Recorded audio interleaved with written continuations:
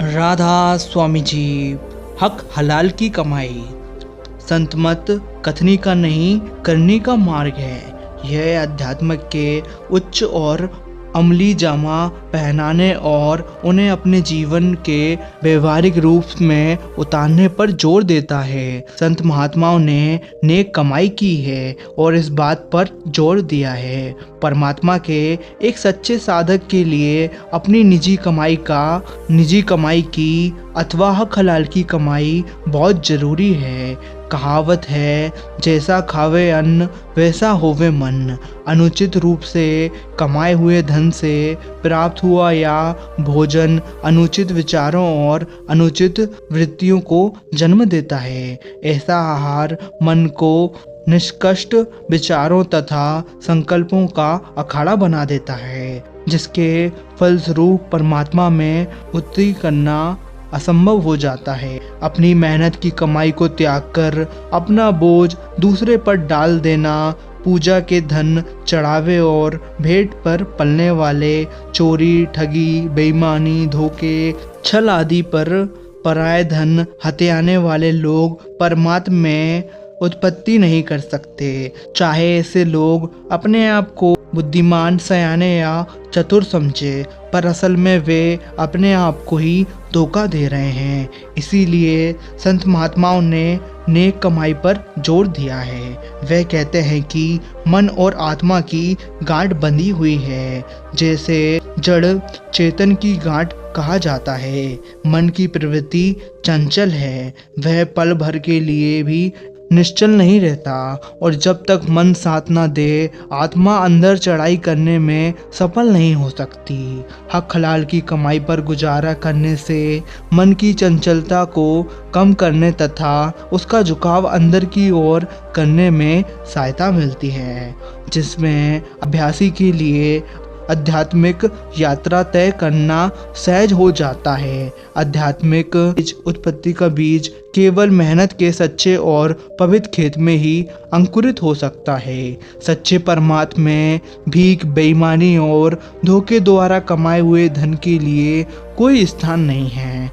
जब कोई रोगी इलाज के लिए डॉक्टर के पास जाता है तो डॉक्टर उसे रोग पहचान कर उसे दवाई देता है और साथ ही वह रोगी को दो बातें ध्यान में रखने की हिदायत देता है। एक तो यह है कि दवाई समय पर ली जाए और दूसरी यह है कि बताए गए परहेज का पालन करना जरूरी है। रूहानियत के क्षेत्र में संत सद्गुरु अज्ञानता से पीड़ित संसारियों के लिए डॉक्टर या वैद्य बनकर आते हैं। वे उन्हें नाम की दवाई देते हैं और उसके नियम पूर्वक सेवन की ताकीद करते हैं। साथ ही वे उन्हें कुछ जरूरी परहेज भी बताते हैं, जिनमें से एक यह है कि वे पराये हक छीनने या छल कपट से धन कमाने से बचें और हक हलाल की कमाई पर गुजारा करें। संत महात्माओं ने अपने उपदेश में स्पष्ट और जोरदार शब्दों में हक हलाल की कमाई पर बल दिया है। परमात्मा के भक्तों ने स्वयं नेक रहनी तथा हक हलाल की कमाई की जिंदा मिसाल बनकर परमात्मा के साधकों को जीवन में अधिक से अधिक पवित्रता अपनाने की प्रेरणा दी है। हक हलाल की कमाई में महात्माओं का तात्पर्य उस धन से है जो सच्चाई और नेकी के द्वारा कमाया गया हो, जिस पर न्याय, कानून और नैतिक दृष्टि से उपभोग करने वाले का हक या अधिकार हो, जिसे कमाने में देश और समाज के नियमों तथा मानवता का हनन न किया गया हो, जिसे प्राप्त करने के लिए किसी का नुकसान न किया गया हो तथा जिसमें परिवार तथा अन्य भागीदारों को उनका हिस्सा न्यायपूर्वक दिया गया हो। सच्ची और नेक कमाई, सत्व आहार, शुभ विचार, नेक आचरण, मालिक के प्रेमियों की संगत और नाम का अभ्यास संत मत की प्रमुख आवश्यकताएं हैं। शब्द अथवा नाम की कमाई आहार, विचार और आचार की पवित्रता के सहारे ही हो सकता है। संतों ने इस विषय की विस्तार पूर्वक व्याख्या की है। संत नामदेव ने सुकृत अर्थात अच्छे नैतिक कर्मों द्वारा की गई कमाई से गुजारा करने को बहुत महत्व दिया है। ऐसी नेक कमाई की महिमा बताते हुए आप कहते हैं, इससे मनुष्य सुमत अर्थात अच्छी निर्मल बुद्धि वाला होकर गुरुमत में रहकर नाम का अभ्यास करने के योग हो जाता है। इस प्रकार वह परम धाम प्राप्त कर सकता है। संत नामदेव खुद भी पूरी जिंदगी छिपे और दर्जी का कार्य करते हुए अपनी ईमानदारी की कमाई पर गुजारा करते थे। गुरु अंगद देव जी ने भी स्वयं सभी वर्गों के लोगों के लिए नेक कमाई के नियम पर जोर दिया है। अपने भी सुकृत को धर्म अर्थात अध्यात्म में उत्पत्ति का आधार बताया है। कर सुकृत धर्म कमाइया। हर समय की तरह गुरु नानक देव जी के समय में भी एक तरह राजा, हाकिम और अधिकारी, दूसरी तरफ पंडित, पुरोहित, मुल्ला तथा काजी और तीसरी तरफ व्यापारी और धनी लोग मेहनत की नेक कमाई से दूर जा रहे थे। आम लोगों की रहनी में भी सच्चाई और ईमानदारी का आभास होता जा रहा था। गुरु साहिब का धर्म को सुकृत के साथ जोड़ना बेकार बैठे लोगों, दूसरों की कमाई पर ऐश करने वाले और ठगी बेईमानी करने वालों के लिए एक गंभीर चेतावनी थी और आज भी है। धार्मिक नेता पराया धन लेने में, काजी और हकीम रिश्वत लेने में पाप नहीं समझते। गुरु नानक साहिब फरमाते हैं कि तस्वीर माला फेरने वाले और खुदा खुदा करने वाले लोग जब इंसाफ की कुर्सी पर बैठते हैं तो रिश्वत खाकर दूसरों के हक का अधिकार छीन लेते हैं। यदि उनसे कुछ कहा जाए तो वे धर्म पुस्तकों का हवाला देकर अपने आप को ठीक साबित करने का प्रयत्न करते हैं। गुरु साहिब फरमाते हैं कि लोगों के गलों पर छुरी चलाने वाले पुरोहित आदि अपने गले में जनेऊ पहनकर अपनी पवित्रता का दिखावा करते हैं। हर तरफ झूठ और छल प्रधान है। सच्चाई, ईमानदारी और धर्म पंख लगाकर उड़ गए हैं। अपने आप को धर्मात्मक कहने वाले पुरोहित लोग बेईमानी और अन्याय के द्वारा धन कमाने लोगों के घरों में जाकर पूजा आदि करवाकर पुराणों में से कथाएं सुनाकर पाप की कमाई अन्न खाते हैं। गुरु साहिब फरमाते हैं कि लोग अनेक प्रकार की चोरी, ठगी और झूठ के पाप का भार अपने ऊपर लादे जा रहे हैं। लक चोरियाँ, लक जीरियाँ, लक कूड़ियाँ, लक गाल, लक ठगियाँ, लग पहनियाँ, छल खाए किच हाथों देई। गुरु नानक साहिब ने राजा, प्रजा, पंडित, मूर्ख, विद्वान, अनपढ़, हिंदू और मुसलमान सभी के लिए सुकृत अथवा नेक कमाई के नियम पर जोर दिया है। इसी प्रकार आप सच्चे धर्म को मंदिरों, मस्जिद, ठाकुर द्वारों, निज घरों आदि की चार दीवारी से निकलकर खेतों, दुकानों, कचहरियों, दफ्तरों यानी मनुष्य के दैनिक जीवन में लाएं। आपने केवल उन्हीं लोगों को धार्मिक किया है और रूहानी अभ्यास के योग माना है जो हक हलाल की कमाई पर गुजारा करते हैं। गुरु नानक देव जी ने स्वयं वर्षों तक दौलत खा लोधी के मोदी खाने में सच्चाई तथा पूरी ईमानदारी के साथ काम किया और इस कमाई में से खुले दिल से गरीबों, अनाथों की मदद की। बाद में अपने करतारपुर में खेती की और अपनी नेक कमाई पर गुजारा करते हुए जरूरतमंदों की सहायता भी की। अपने स्वयं एक सच्चे परमार्थी का जीवंत उदाहरण स्थापित किया ताकि आपके उपदेश के इस मूल पहलू नेक कमाई के विषय में किसी प्रकार का कोई भ्रम न रह जाए। अपनी वाणी में बहुत स्पष्ट और सरल शब्दों में गुरुओं, पीरों तथा शिष्यों के लिए निजी कमाई तथा अपनी सच्ची और पवित्र कमाई पर निवाह करते हुए उसमें से जरूरतमंदों की सहायता करने का आदर्श स्थापित किया। अर्थात अगर कोई गुरु या पीर होकर शिष्यों से मांगता फिरता है तो उसके पैरों पर कभी सिर नहीं झुकाना चाहिए। जो मेहनत करके अपनी रोजी कमाता हो उस हक हलाल की कमाई में से साथ संगत की सेवा करता हो, वह परमात्मा की राह का सच्चा जानकार, सच्चा गुरु हो सकता है। यह सबको पता है कि गुरु नानक साहिब ने अहमदाबाद में मालिक भागों के 36 प्रकार के पकवानों को त्याग कर भाई लालो की कोदरे की रोटी को पसंद किया, क्योंकि आपको पहले प्रकार के भोजन में गरीब लोगों का खून मिला हुआ दिखाई दिया तथा दूसरे प्रकार के भोजन में हक हलाल की कमाई का अमृत। कबीर साहिब ने अपने समय के अधूरे और पाखंडी गुरुओं की आलोचना करते हुए लिखा है, वे लोग लोभवश शिष्यों को लूटते हैं। उनके शिष्य भी अपने स्वार्थ के लिए ही ऐसे गुरुओं के साथ लगे रहते हैं। ऐसे लोगों को शांति कैसे मिल सकती है? आप कहते हैं कि ऐसे गुरु पैसे के 50 मिलते हैं। वे राम नाम को बेचकर उसे अपनी कमाई का बनाते हैं और ऐसे धन से शिष्यों की गिनती बढ़ाने का यत्न करते हैं। कबीर पूरे बिना पूरा शिष्य न होए, गुरु लोभी शिष्य लालची दूनी दाजन होए। गुरुआ तो सस्ता भया, पैसा केर 50। राम नाम को बेची के करे शिष्य की आस। कबीर साहिब ने गुरु तथा शिष्य दोनों के लिए बहुत ऊंचा आदर्श स्थापित किया है। आप फरमाते हैं कि शिष्य को चाहिए कि अपना सब कुछ गुरु को अर्पण कर दे, अर्थात सब कुछ गुरु का समझकर इस्तेमाल करे, परंतु गुरु को चाहिए कि शिष्य की सुई तक को हाथ न लगाए।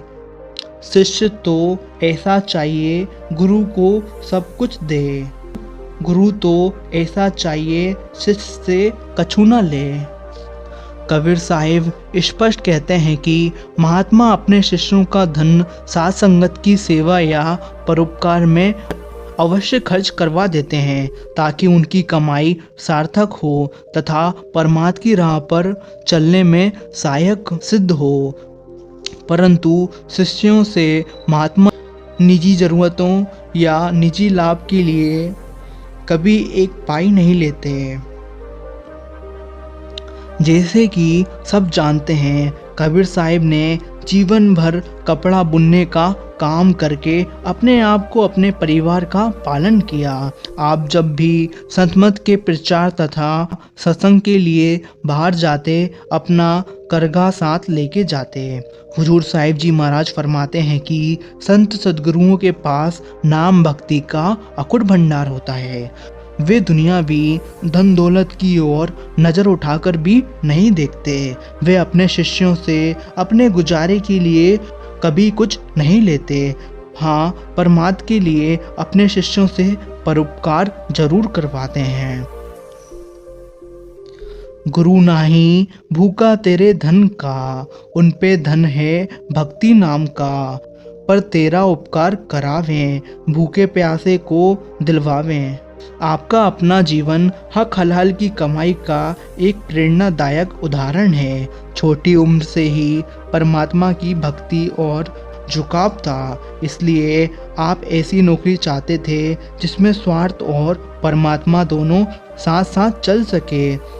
अपने बल भगड़ के राजा के पास फरसी के अध्यात्मक के रूप में नौकरी की, जिसमें 3 घंटे प्रतिदिन लगाने पड़ते थे। उन दिनों राजाओं के कर्मचारियों को वेतन के साथ गुजारे के लिए रसद भी मिली करती थी। स्वामी जी महाराज सारी रसद जरूरतमंदों में बांट दिया करते थे और वेतन का काफ़ी बड़ा हिस्सा अपने पिताजी को भेज देते थे। रोजी रोटी कमाते हुए भी आपके मन में पूर्ण वैराग्य था। स्वामी जी महाराज के पिताजी घर के गुजारे के लिए साहूकारी किया करते थे। पिताजी के देहांत के बाद स्वामी जी ने सभी कर्जदारों को बुलाकर कहा कि जो कोई कर्जे की मूल रकम चुकाना चाहे चुका दे, जो ना लौटाना चाहे वह ना लौटाए। उन्होंने कर्जदारों के सामने कर्ज के सारे कागज फाड़ दिए और सूद की आमदनी सदा के लिए बंद कर दी। पाप बाजो होवे नाही। संत महात्मा कहते हैं कि धन दौलत पापों के लिए बिना इकट्ठी नहीं होती और अंत समय साथ नहीं जाती। गुरु नानक साहिब फरमाते हैं कि लोग धन दौलत इकट्ठा करने में खोए हुए हैं, इस बात पर विचार करने का यत्न नहीं करते हैं कि वे पापों का ऐसा भारी बोझ इकट्ठा कर रहे हैं जो लोग अनेक प्रकार के रूहानी विनाश का कारण बन चुका है और अब उनके विनाश का कारण बनेगा। धन जो पाप के बिना इकट्ठा नहीं हो सकता, मृत्यु के बाद साथ नहीं जा सकता और प्रभु की दरगाह में दुर्दशा का कारण बनता है, वह हमारे लिए लाभप्रद किस प्रकार हो सकता है। गुरु अमरदास जी फरमाते हैं कि राजा, संस्कीय अधिकारी आदि धन के मोह के अधीन पराई दौलत हत्या कर माया के विष भंडार इकट्ठा कर लेते हैं। वास्तव में लोभ, लालच और माया उनको छल लेते हैं और अंत समय उन्हें यम के हाथों चोटें सहनी पड़ती हैं। इसी भाव को प्रकट करते हुए गुरु अर्जुन देव जी फरमाते हैं कि राजा, महाराजा, हकीम, संस्कीय अधिकारी और धनी लोग परमात्मा का भय त्याग कर अनेक जुल्म करके धन एकत्रित करते हैं, परंतु यह धन दौलत, यह साजो सामान सब मौत के साथ खत्म हो जाता है। हमारे मन में हमेशा यह चिंता रहती है कि यदि हम बेईमानी नहीं करेंगे तो हमारे सांसारिक काम नहीं चलेंगे, परंतु जिन लोगों ने अपने जीवन में नेकी और सच्ची ईमानदारी से काम लिया है, वे सदा ही यही कहते हैं कि ईमानदारी की कमाई में बहुत बरकत है अथवा सुख समृद्धि है और प्रभु स्वयं किसी न किसी प्रकार उनके सभी कार्य पूर्ण कर देते हैं। यह ठीक है कि अपनी मेहनत और नेक कमाई के द्वारा कोई व्यक्ति ऐशो आराम तो नहीं कर सकता, परंतु यह कमाई मांस, शराब, इंद्रियों के भोगों तथा अन्य कई प्रकार के दुराचार तथा पापों से बचाती है। यह मन को संतोष तथा प्रभु का प्रेम और विश्वास पैदा करती है और सच्चे परमात्मा की नींव तैयार करती है। भूखिया भूख ना उतरी। जो लोग सच्चे दिल से महसूस करते हैं कि सच्चे और स्थायी आनंद नेक जीवन और प्रभु भक्ति में है, वे प्रसन्नता पूर्वक हक हलाल की कमाई का नियम स्वीकार करते हैं। जो लोग आचरण की पवित्रता और आध्यात्मिक आनंद से परिचित हैं या जो इसकी प्राप्ति के इच्छुक हैं, वे अनुचित ढंग से की गई कमाई का त्याग करते हैं। इस प्रकार की कमाई का त्याग उन्हें परमात्म रूपी हीरे जवाहरात की प्राप्ति के लिए ईंट पत्थरों की कुर्बानी के समान प्रतीत होता है, परंतु जो लोग इस आनंद में अनजान हैं और जिन्हें इसे प्राप्त करने की कोई चाह नहीं, उन्हें दुनिया के नाशवानों भोगों और धन दौलत की सब कुछ प्रतीत होते हैं। वे यह नहीं जानते कि ये भोग और अनुचित ढंग से कमाया गया धन लोक और परलोक दोनों में ही उनकी दुर्दशा का कारण बनता है। अतएव मनुष्य को चाहिए कि जो कुछ अपनी हक हलाल की कमाई से मिले उस पर संतोष करे, भोगों के लालच से बचे। धन की दृष्टि अग्नि के समान है, जो लकड़ी डालने पर कभी शांत नहीं होती, दृष्टि की अग्नि के समान है। गुरु नानक साहिब फरमाते हैं कि सारे संसार का धन भी लालची के मन की भूख को नहीं मिटा सकता है।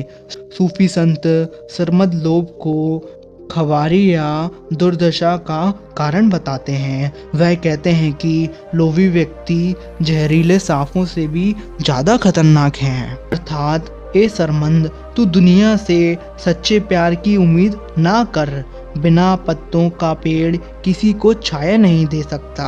लोभ से अपमान और संतोष से सम्मान प्राप्त होता है। सम्मान से जी अपमान की जिंदगी का सम्मान से जी अपमान की जिंदगी का अर्थ ना कर। अर्थात दुनिया के मत वाले सोने चांदी के लिए ही तड़पते हैं और एक दूसरे से दुश्मनी करने के लिए मशहूर हैं। तू सांपों और बिच्छुओं से ना डर, लेकिन इन माया के प्रेमियों से डर, जिनके अंदर जहर और कांटे भरे पड़े हुए हैं। गुरु अर्जुन देव जी फरमाते हैं कि लोभी सदा लोभ की लहरों में डोलता रहता है।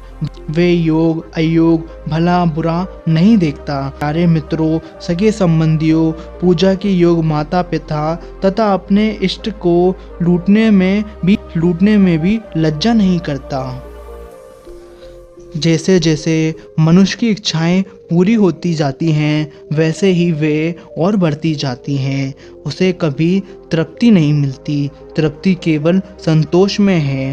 संतोष के बिना ना कोई तृप्त हो सकता है, ना ही किसी का परमात्मा बन सकता है। इसका यह अर्थ नहीं है कि गुरु साहिबान अथवा संत महात्माओं लोगों को जीविका कमाने अथवा सांसारिक उत्पत्ति करने से रोकते हैं। संत किसी की उत्पत्ति या किसी के फलने फूलने के विरुद्ध नहीं होते।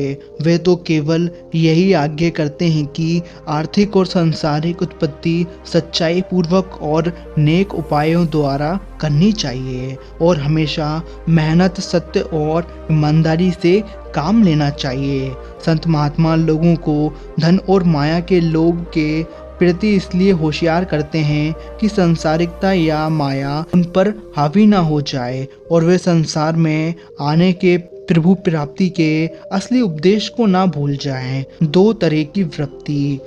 गुरु नानक साहिब ने आशा की वार में एक और संसारिक व्रत वाले असंतोष विकारी पुरुष का नक्शा खींचा है, जो बुरे कामों में प्रवृत्त होकर अपने जीवन को बर्बाद कर देता है और मौत के बाद यातनाएं पाता है। दूसरी ओर मेहनत, सच्ची मेहनत तथा नेक कमाई करने वाले ऐसे संतोष जीव का चित्त प्रस्तुत किया है, जो सद्गुरु द्वारा खींची हुई लकीर के अंदर रहता है तथा अकाल पुरुष या परम पिता परमात्मा की भक्ति करके सदा के लिए मिलाप प्राप्त कर लेता है।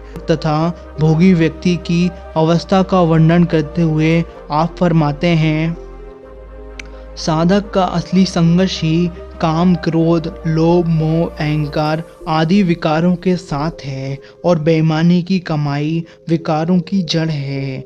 जब अनुचित ढंग से धन प्राप्त किया जाता है तो ऐसे धन के साथ जेब और पाप अपने आप भी आ जाते हैं। कोई विरला भाग्यशाली जीव ही उससे बच सकता है।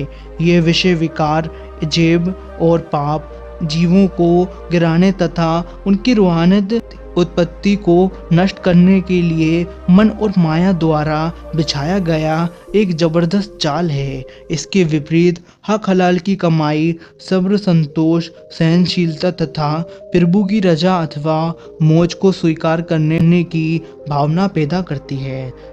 यह जीव को मन और माया की ठेक त्याग कर परमात्मा की शरण में आने का बल प्रदान करती है।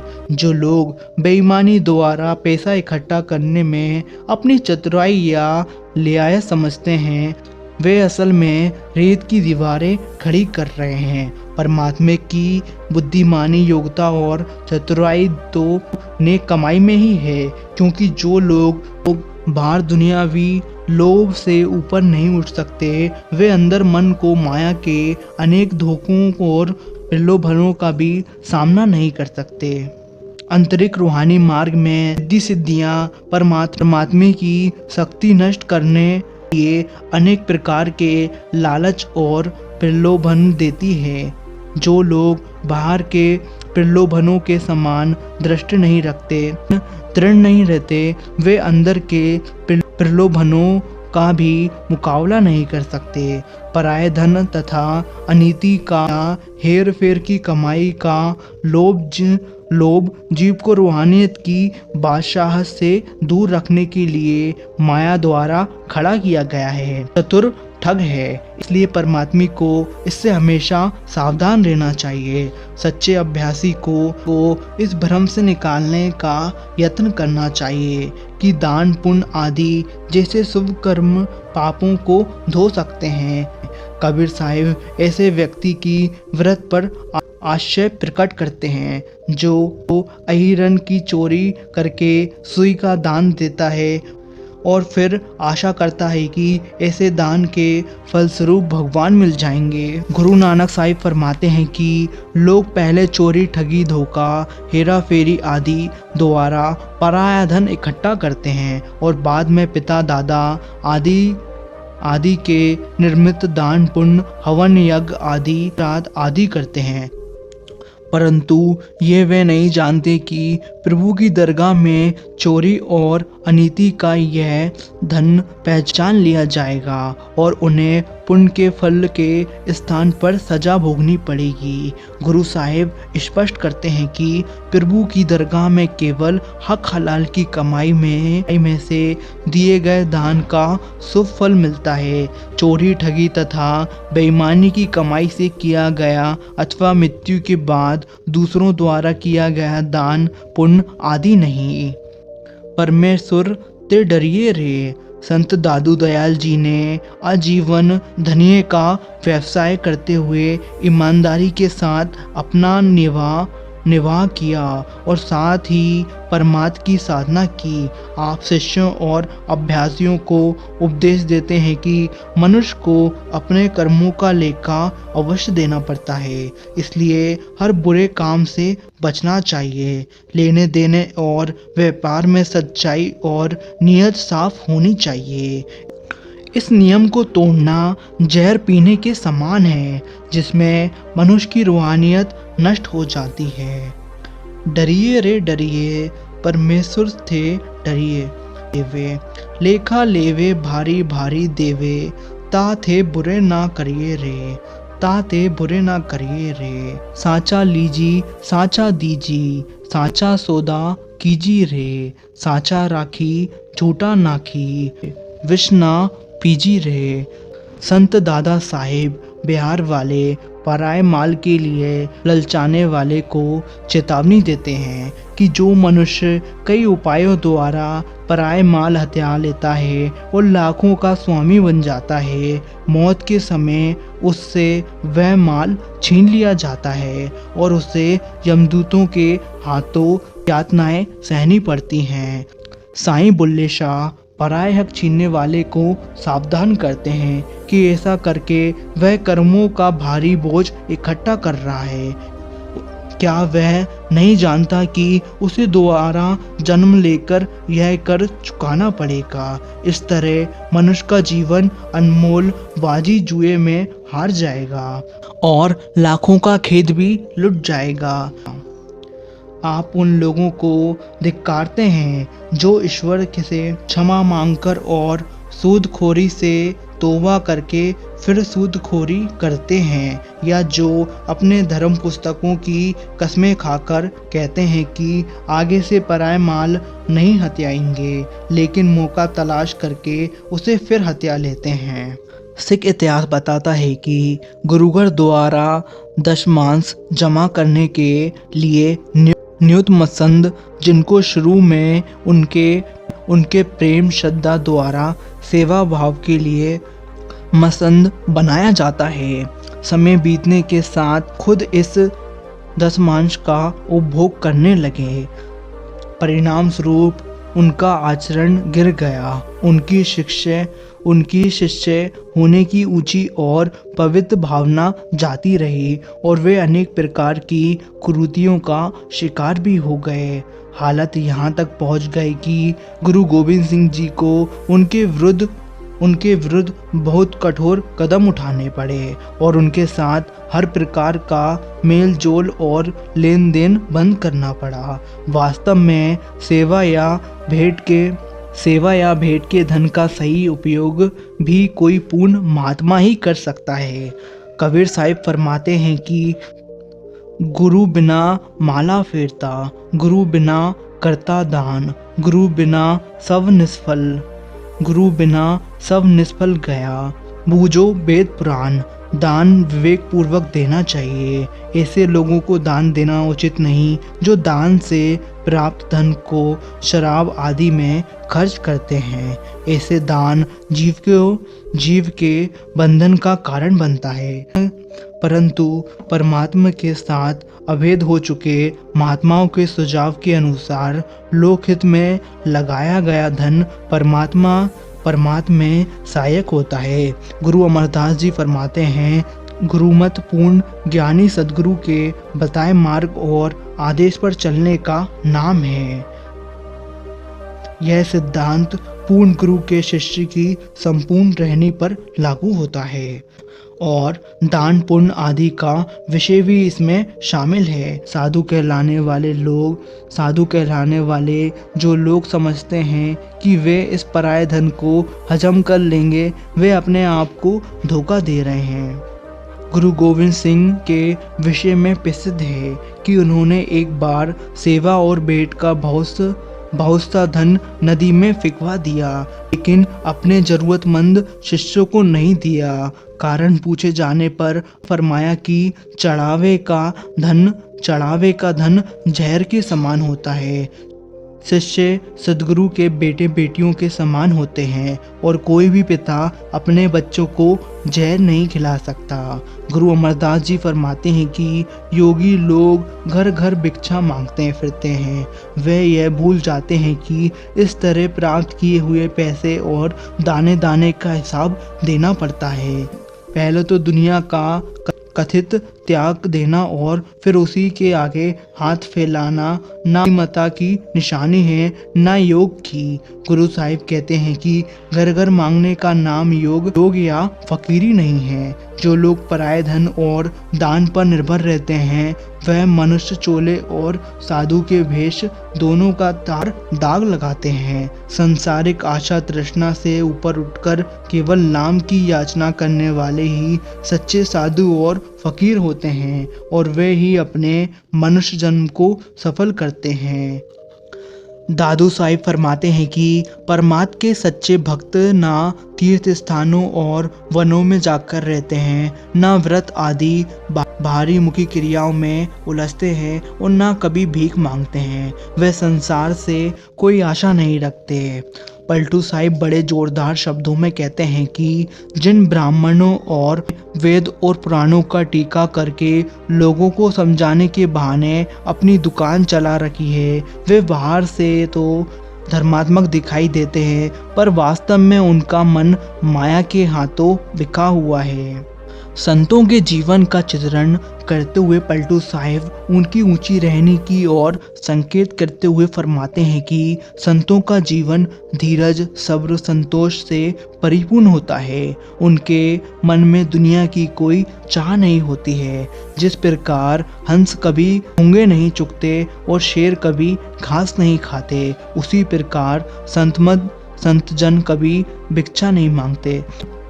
पलटू साहिब ने आटे दाल की दुकान करके निर्वाह किया, कभी किसी के आगे हाथ नहीं फैलाए और ना किसी से कोई भेंट स्वीकार की। हजरत सुल्तान बाहू ने भी विद्वानों और हाफिजों की आलोचना करते हुए कहा कि वे अपनी वेदांता पर गर्व तो बहुत करते हैं, लेकिन उसे गली गली बेचते फिरते हैं। उनके लोक और परलोक दोनों नष्ट हो जाते हैं।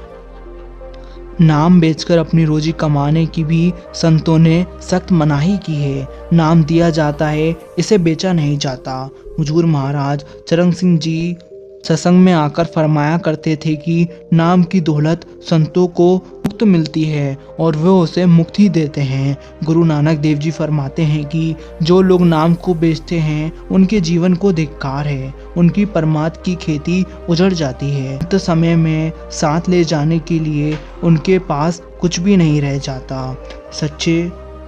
सच्चे श्रम के बिना परमात्मा की दरगाह में कभी मान प्राप्ति नहीं होता।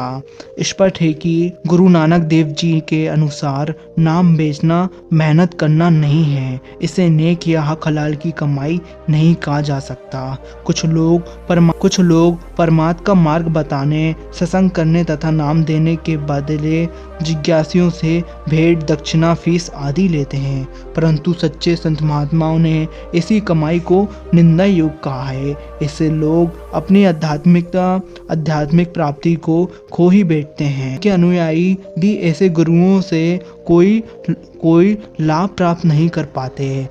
अपनी कमाई से मनुष्य को यदि सादा या मामूली खाना भी मिले तो उसे संतुष्ट रहना चाहिए। दूसरों के स्वादिष्ट भोजन को देखकर ललचाना नहीं चाहिए। शामिल कर लिया।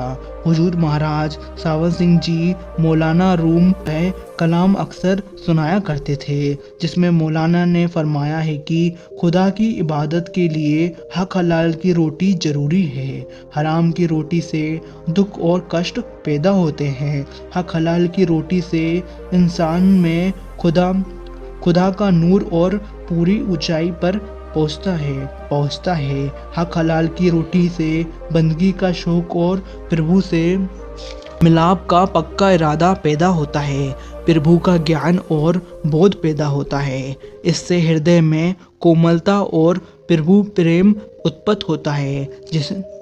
जिस रोटी से तुझे अपने अंदर ईर्ष्या, अज्ञानता और आलस्य पैदा होते दिखाई दे, उसे तू हराम की रोटी समझ। संतों के निजी वृत्तांत, एक पूर्ण संतों के उपदेश तथा उनके जीवन के वृत्तांत हमारे सामने हैं। सारी उम्र कपड़े रगड़कर और सिलकर अपने तथा अपने परिवार का गुजारा किया। संत रविदास जी ने अपने जीवन भर जूतियां गाट कर अपना निर्वाह किया। हालांकि राजा पीपा तथा मेवाड़ की रानी अपने शिष्य में से थे। एक बार मीराबाई एक कीमती हीरा जबरदस्ती आपकी झोपड़ी में छोड़ते हुए आपसे कह गईं कि इसे बेचकर आराम से जिंदगी बसर करें। आप यह जो जूतियां गांठने का काम करके अपना गुजारा करते हैं, इसके कारण मुझे लोगों के ताने सुनने पड़ते हैं और बड़ी शर्म महसूस होती है। इस पर काफ़ी समय के बाद वह जब फिर अपने गुरुदेव से मिलने आई तो देखा कि वही झोपड़ी है और वहीं जूतियां गांठने का काम जारी है। हीरा वहीं पड़ा था जहां वह रख के गई थी। उसे हैरान और दुखी देखकर रविदास जी ने कहा कि बेटी, मुझे जो कुछ भी मिला है जूतियां गांठ कर गुजारा करते हुए ही मिला है। अगर तुझे मेरे पास आने में शर्म महसूस होती है तो घर बैठे ही भजन सिमरन कर लिया कर।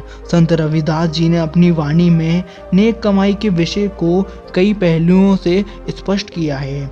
सबसे पहले आप हमारे इस भ्रम को दूर करते हैं कि परमात्मा की भक्ति केवल घर बार त्याग करके जंगलों, पहाड़ों, गुफाओं आदि में छिपकर अथवा हठ कर्मों के द्वारा ही की जा सकती है। आप फरमाते हैं कि जिस व्यक्ति को एक राम और दूसरे सच्चे श्रम पर भरोसा है, उसका जीवन सफल है। गृहस्थ में रहते हुए मनुष्य को नाम का अभ्यास करना चाहिए। घर को त्याग कर वन में भटकने का कोई फायदा नहीं है, बल्कि नेक कमाई करते हुए घर में रहते हुए अभ्यास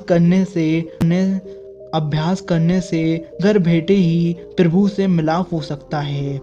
महाराज चरण सिंह जी अपने सत्संगियों में कई बार समझाते थे कि घर बार का त्याग कर देने से हमारे मन में मालिक की भक्ति का ज्यादा शौक पैदा नहीं हो सकता।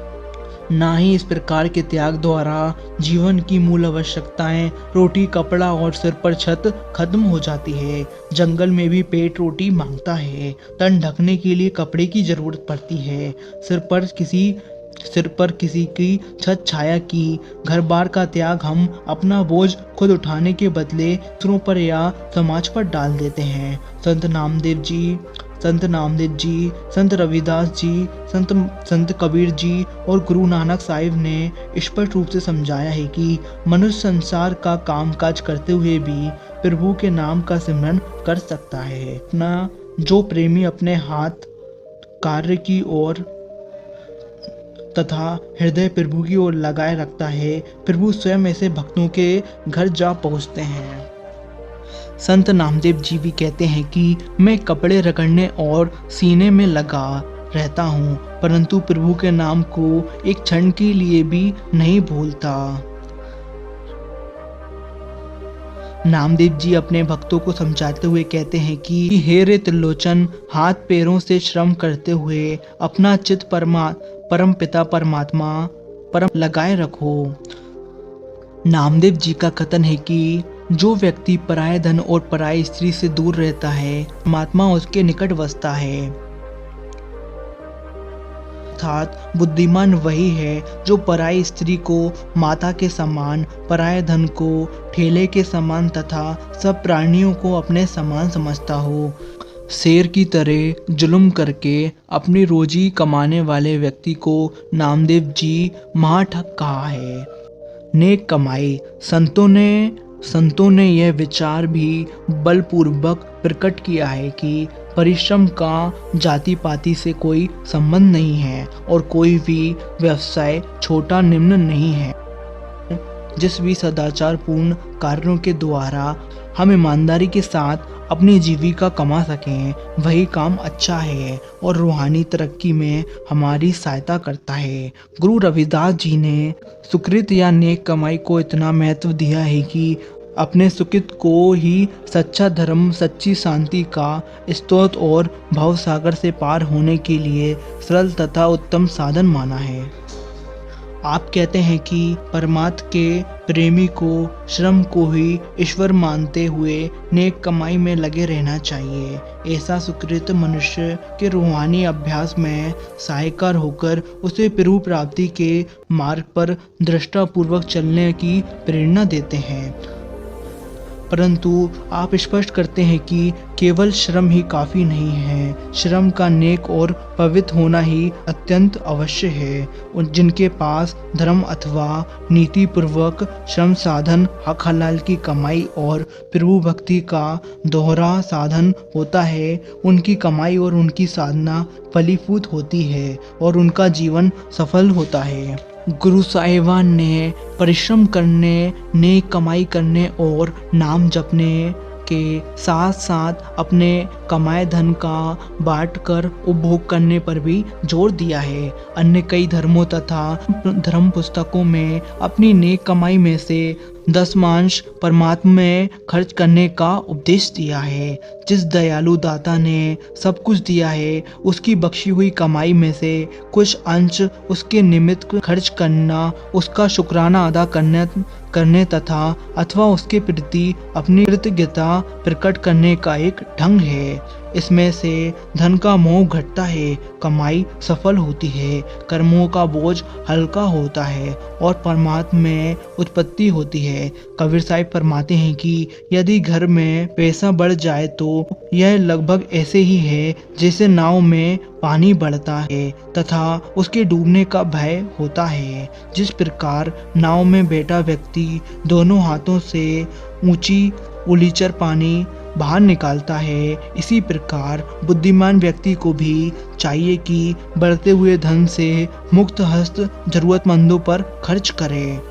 दान देना अच्छा है, अपनी कमाई में से औरों को बांटकर उस कमाई का उपयोग करना अच्छा है, परंतु इसे दान तथा बांटने का आधार नेकी और ईमानदारी की कमाई होनी चाहिए, धोखे, बेईमानी या लूट की कमाई नहीं। संत नामदेव जी, रविदास जी, कबीर साहिब तथा गुरु साहिबान की मिसालों तो कुछ दूर की हैं, परंतु आज के समय में भी बाबा जेवल सिंह जी महाराज, हुजूर सावन सिंह जी, सरदार बहादुर जगत सिंह जी महाराज तथा महाराज चरण सिंह जी की मिसालें हमारे सामने हैं। बाबा जेवल सिंह जी ने स्वामी जी महाराज से आगरा में नामदान प्राप्त किया। नामदान की दया मेहर से थोड़े समय में ही आपको संत गति प्राप्त हो गई। आपने स्वामी जी महाराज से विनती की कि मैं बाकी सारा जीवन आपके चरणों में बिताना चाहता हूँ। स्वामी जी महाराज ने खुद सारी उम्र हक हलाल की कमाई करते हुए साथ संगत की मुफ्त सेवा की थी। आपने बाबा जी महाराज के सामने भी यही आदर्श रखते हुए फरमाया था कि सत्संगी को संसार में स्वाद और परमार्थ दोनों कमाने चाहिए। अगर त्याग में रहोगे तो पराय अन्न खाना पड़ेगा। माथा टेकने और सेवा करने वाले तुम्हारी कमाई लूट लेंगे। अपने गुजारे के लिए अभ्यासी को कोई ना कोई काम करना चाहिए। भजन सिमरन में तरक्की के लिए हक हलाल की कमाई से गुजारा करना जरूरी है। सदगुरु के उपदेश का पालन करते हुए बाबा जी ने महाराज फौज में भर्ती हो गए। 32 साल तक फौज में नौकरी करके अपना गुजारा किया तथा बाकी सारा जीवन अपनी पेंशन पर गुजारा करते हुए साथ संगत की सेवा में बिताया। नेकी तथा हक हलाल की कमाई में विषय में बाबा जी महाराज एक पत्र में लिखते हैं, मनुष्य ने अपने हक हलाल की कमाई छोड़कर दूसरों का हक फरेब धोखे से खाना अच्छा समझा है। यह नहीं समझा कि जो मालिक ने मुझे दिया है सो मेरे खाने के लिए दिया है, सो मैं 9 हिस्से खुद खाऊं और 10वां हिस्सा मेरा नहीं है, मेरा पैदा करने वाले का है। मेरा उसके साथ करार वायदा है, मैं अपनी कमाई में से 10वां हिस्सा मालिक को दूं। यह इस मनुष्य ने नहीं समझा। ज्यों ज्यों उसने बड़ाई पाई त्यों तो उसने अपने से छोटे या आधे थे जोर या ठगी से उनकी कमाई खाना अच्छा समझा और अपनी कमाई या तो जमा की या फजूल खर्च कर दी। ऐसे बुरे कार्य करके जिनका खाया था उनको आगे जाकर जरूर चुकाना भी था, सो जन्म से लेकर वह चुकाया। ढोर पशु गधा बनकर जी। इसलिए यह समझ लो कि अपनी हक हलाल की कमाई के सिवाय कभी किसी का नहीं खाना चाहिए। यही परमात्मा की पहली सीढ़ी है। चाहे सारी दुनिया का राजा हो तब भी मनुष्य को अपने हक हलाल की अपने हाथों कमाई करके खाना चाहिए। सो अपनी नौकरी हक हलाल की कमाई करो, आप भी खाओ, औरों को भी दो, घर वाले को भी दो और यथाशक्ति साथ संगत को भी दो। इसी ऊंचे आदर्श पर हुजूर महाराज सावन सिंह जी सारी उम्र दृष्टा पूर्वक चलते रहे। आप फौज के इंजीनियरिंग विभाग में सब डिविजनल अफसर थे। आपने पूरी लगन और मेहनत के साथ नौकरी करते हुए ईमानदारी की मिसाल कायम की और अपनी नेक कमाई से खुले दिल से साधु संगतों की सेवा में धन खर्च किया। बाबा जी महाराज ने नामदान देने के बाद अपनी कमाई में से जितना पैसा बाबा जी महाराज का हुक्म होता अपने तथा परिवार के खर्च के लिए रखकर बाकी सारा वेतन बाबा जी महाराज के पास साथ संगत की सेवा के लिए भेज देते थे।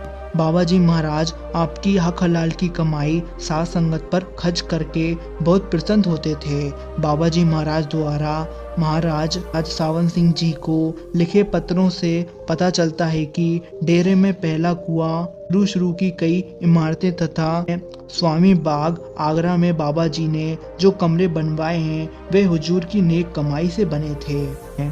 संत सूरदर्शी होते हैं। महाराज सावन सिंह जी ने मिटगुमरी और लोयलपुर का एक अंश भाग से अच्छी उपजाऊ जमीन खरीदने के लिए बाबा जी महाराज से आज्ञा मांगी, परंतु बाबा जी महाराज ने आज्ञा नहीं दी। बाबा जी महाराज ने फरमाया कि तुम्हारी हक हलाल की कमाई है, यह कई बार बसी है, कई बार उजड़ती है। मैं तुमको ऐसे स्थान पर जमीन दिलवाऊंगा जहाँ से तुम्हें और तुम्हारे परिवार को कभी उजड़ना ना पड़े तथा तुम्हारी पीढ़ियां आराम के साथ गुजारा करती हुई साथ संगत की सेवा कर सकें। हुजूर महाराज सिंह जी ने फौज की नौकरी से रिटायर होने के बाद सिरसा के नज़दीक ऐसी भूमि सस्ते भाव में खरीद ली जहां उस समय सिर्फ रेत ही रेत थी। बाबा जी महाराज के वचनों का महत्व और भाव उस समय प्रकट हुआ जब बार का इलाका पाकिस्तान में चला गया तथा सिरसा के इलाके में नहर पहुंचने के कारण वहां की धरती बहुत उपजाऊ साबित हुई। हुजूर महाराज सावन सिंह जी ने अपनी सरकारी नौकरी पर अपना तथा अपने परिवार का गुजारा किया तथा सेवानिवृत्त और गुरुपद को संभालने के बाद अपनी पेंशन तथा खेती की आमदनी से अपना तथा अपने परिवार का पालन पोषण किया। हुजूर महाराज जी किसी से कुछ लेते नहीं थे, सिर्फ देना ही जानते थे।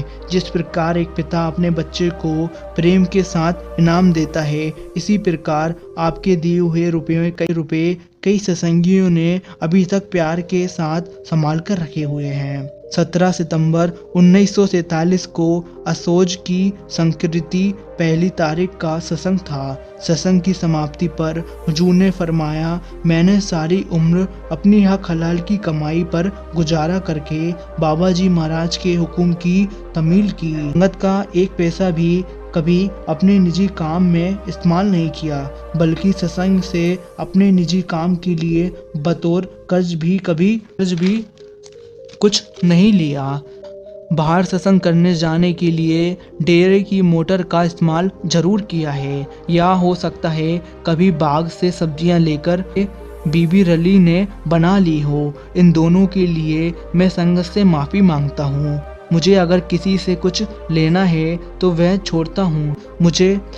अगर किसी का मुझे कुछ देना हो तो वह बता दे और ले ले वे। हुजूर ने फरमाया, जिस किसी को मैंने कुछ नम गम कहा हो वह मुझे माफ़ कर दे। सदगुरु के मुखारविज से ये वचन सुनकर सारी संगत की आंखें भर आईं, क्योंकि यह एक प्रकार से सदगुरु की ओर से घोषणा थी कि वे अपना कार्य पूर्ण करके परम धाम जा रहे हैं। एक दिन डेरे में हुजूर ने एक सेवादार श्री गोपाल सिंह लट्टा को 40 रुपए दिए और फरमाया, कई साल पहले मेरे दफ्तर में एक आदमी था, उसने ये रुपए मेरे पास रखे थे। एक बार वह छुट्टी लेकर गया और फिर लौटा ही नहीं। मैं उसका रास्ता देखता रहा, उसके रिश्तेदारों और रिश्तों की बहुत तलाश की कि रुपया उसके बाल बच्चों को दे दूं, मगर कोई पता न चला। अब ये रुपए राय साहिब मुंशी राम, जो उस समय डेरे में सिक्योरिटी थे, को दे दो कि सेवा में जमा कर ले। सदगुरु हुजूर महाराज चरण सिंह जी, जो महाराज सावन सिंह जी के पोते थे, बताते हैं कि एक बार हुजूर बड़े महाराज जी ने आपको तथा आपके छोटे भाई सरदार पुरुषोत्तम सिंह जी को बुलाकर कहा, देखो बेटा, मैंने जब भी हाथ बढ़ाया है तो कुछ देने के लिए बढ़ाया है, कभी भी लेने के लिए हाथ नहीं फैलाया। तुम भी हमेशा उसी उसूल पर कायम रहना। सरदार बहादुर महाराज जगत सिंह जी राजकीय कृषि विद्यालय में वाइस प्रिंसिपल थे। आप अपने खर्चे के लिए कुछ भी रुपए रखकर अपने वेतन का बाकी सारा अंश गरीब विद्यार्थियों तथा जरूरतमंदों रिश्तेदारों में बांट देते थे। कई बार विद्यार्थी तो अपनी पढ़ाई के दौरान यह भी पता नहीं लग सका कि हर महीने उनकी फीस कौन दे रहा है। एक विद्यार्थी को तो अपने आगे पढ़ने के लिए अपने खर्चे से विलायत तक भेजा। आपने सारी उम्र अपनी कमाई तथा पेंशन पर गुजारा करते हुए साथ संगत की मुफ्त सेवा की। सरदार बहादुर महाराज जगत सिंह जी के समय तक राधा स्वामी सत्संग ब्यास की चाल तथा अचल संपत्ति काफी विस्तार हो चुका था। सदगुरु महाराज चरण सिंह जी ने 1957 में राधा स्वामी सत्संग ब्यास नामक एक ट्रस्ट स्थापित करके लाखों रुपए की परमार्थी संपत्ति, जो संत सदगुरु होने के नाते उनके निजी नाम पर थी, ट्रस्ट के नाम पर कर दी। अब इस प्रकार डेरे में आने वाली सेवा, भेंट आदि सब ट्रस्ट में जमा होती है और डेरे के सदगुरु के नाम पर परमात्मिक संपत्ति का एक पैसा भी नहीं है। ट्रस्ट की स्थापना से पहले भी डेरे के किसी संत सदगुरु ने सेवा की राशि से एक पाई भी कभी अपने खर्चे के लिए नहीं की। सदगुरु के रूप में कार्यभार संभालने से पहले महाराज चरण सिंह जी सिरसा में वकालत करते थे और बाद में अपना खर्चा अपने निजी फार्म की आमदनी से चलता रहा। अपने सत्संग के प्रबंध के साथ निकट तथा दूर का संबंध रखने वाले सभी सत्संगियों को इस बात का व्यक्तिगत ज्ञान है कि महाराज जी का अपना तथा अपने परिवार का ही नहीं बल्कि कई सेवादारों का खर्चा भी आपकी निजी आमदनी से होता था। इसके साथ ही आप हर साल भारी मात्रा में अनाज, गुड़, शक्कर आदि सामान अपने फॉर्म से लेकर लंगर की सेवा के लिए देते रहे तथा गुप्त रूप से भी कई प्रकार से सत्संगियों की तथा डेरे की आर्थिक सहायता करते रहे। ऐसे महान संत सद्गुरुओं के उच्च रूहानी ज्ञान के साथ साथ उनकी नेक तथा निर्मल रहनी, निष्काम सेवा तथा अनुपम ईमानदारी ने उन्हें आज के युग में देश विदेश के बड़ी बारीकी से खोज पड़ताल करने वाले जिज्ञासुओं में लोकप्रिय बनाने में बहुत बड़ा योगदान दिया। मन मेरे भूले कपट न कीजिए। संत मत का यह मूल सिद्धांत है कि जीव को जगत में बंद कर रखने वाली चीज उसके कर्म ही हैं और उसे दूसरों से ली हुई पाई का हिसाब देना पड़ता है। सरदार बहादुर महाराज जी फरमाया करते थे कि अगर अनाज का एक दाना भी पड़ोसी के खेत से आपके खलिहान में अनजाने में आ गया हो तो उसका भी कर्ज चुकाना पड़ेगा। जब अनजाने में होने वाले कर्मों का यह नियम लागू होता है तो जानबूझकर चोरी, ठगी, धोखेबाजी, बेईमानी, हेरा फेरी आदि का फल क्या होगा। कबीर साहिब कहते हैं कि हमारे संबंधी हमारी बेईमानी की कमाई खा पीकर अपनी राह चले जाते हैं और अपने किए कर्मों का लेखा हमें खुद चुकाना पड़ता है। सत्संगियों तथा जिज्ञासुओं को अच्छी तरह समझ लेना चाहिए कि कर्म और फल का नियम अटल है और कर्मों का हिसाब रखने वाली शक्ति इतनी होशियार और समर्थ है कि उसे कभी धोखा नहीं दिया जा सकता है। कर्मों का हिसाब तो ऋषियों, मुनियों, अवतारों, पैगंबरों तक को चुकाना पड़ता है। साधारण मनुष्य की तो हस्ती ही क्या है।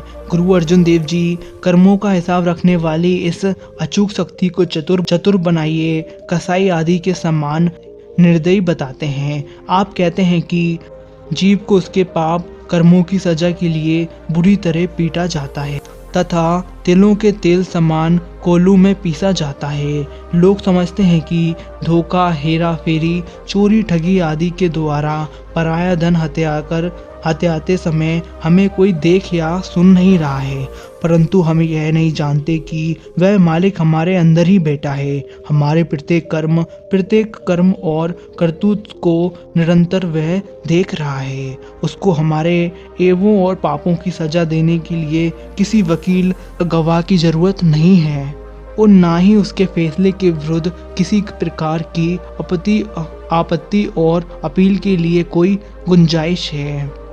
हुजूर महाराज चरण सिंह जी अपने सत्संगियों में गुरुवाणी की 2 पंक्तियां हर मंदिर ए शरीर है, ज्ञान रतन प्रकट हुए और हर मंदिर ए जुगत है, गुरु बिना घोरंगार की व्याख्या करते हुए अक्सर फरमाते थे कि कहने को तो हम भी गुरु साहिबान के जैसे ही कह देते कि परमात्मा हमारे अंदर बैठा है तथा संसार के पत्ते पत्ते कण कण में व्याख्यात है, परंतु हम यह नहीं सोचते कि हम कहते क्या हैं और करते क्या हैं। जिस दुकान पर 5 साल का बच्चा बैठा हो हम वहां से 10 पैसे की पेंसिल उठाने का साहस नहीं कर सकते। जिस खेत की रखवाली के लिए 10 साल का बच्चा खड़ा हो हम उसमें से एक तरबूज तोड़ने का हौसला नहीं करते, परंतु उस परमात्मा को हाजिर नाजिर कहते हुए दुनिया में हम कौन सी ठगी, चोरी, बेईमानी आदि बुरे काम नहीं करते। आप फरमाते हैं कि नाम की कमाई तो बहुत ऊंची और पवित्र बात है। यदि गुरु साहिब के उपदेश की केवल इतनी सी बात ही हमारे हृदय में बैठ जाए कि वह कुल मालिक सचमुच हमारी हर करतूत को देख रहा है और हमें सचमुच ही अपने हर कर्म का फल भुगतना पड़ता है, तो संसार की हालत ही बदल जाए। क्योंकि यह समझ लेने के बाद हम किसी प्रकार की हिंसा और बेईमानी, अन्याय और अनाचार की ओर जाने का विचार तक नहीं करेंगे। गुरु अर्जुन देव जी फरमाते हैं, निकट बूझे सो बुरा किए करें। अर्थात जो व्यक्ति उस परमात्मा को अपने पास निरंतर मौजूद समझता है वह कोई भी अनुचित कार्य नहीं कर सकता। हमें चाहिए कि नाम की कमाई के द्वारा अपने पिछले कर्मों का हिसाब किताब चुकता करने का यत्न करें तथा आगे के लिए हक की कमाई और नेक की कमाई से तथा ईमानदारी की कमाई से गुजारा करें ताकि हमारे कर्मों का बोझ अधिक ना बढ़े। राधा स्वामी जी।